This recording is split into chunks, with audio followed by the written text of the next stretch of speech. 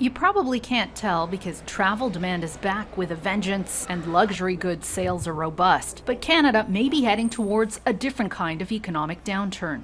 A so-called Richcession is an economic downturn that primarily affects the wealthy. It is the opposite of a typical recession, which hits lower-income people the most.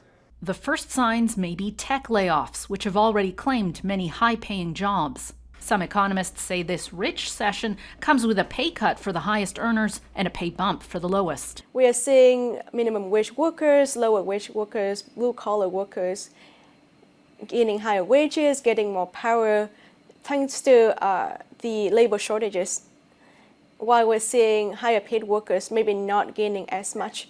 Viewed by frontline workers as a long overdue redistribution of wealth, an uptick in labor unrest may be one sign of this wage recalibration, says this labor studies professor. Don't treat me as a fool. I've seen how much money you're making. We made sacrifices.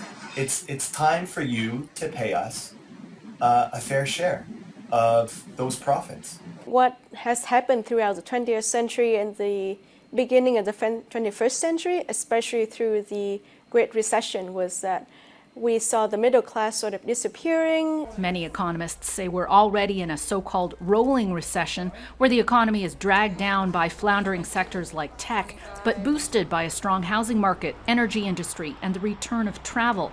As for the wealthy, well, they may finally feel the pinch of a recession, but they're well equipped to deal with it.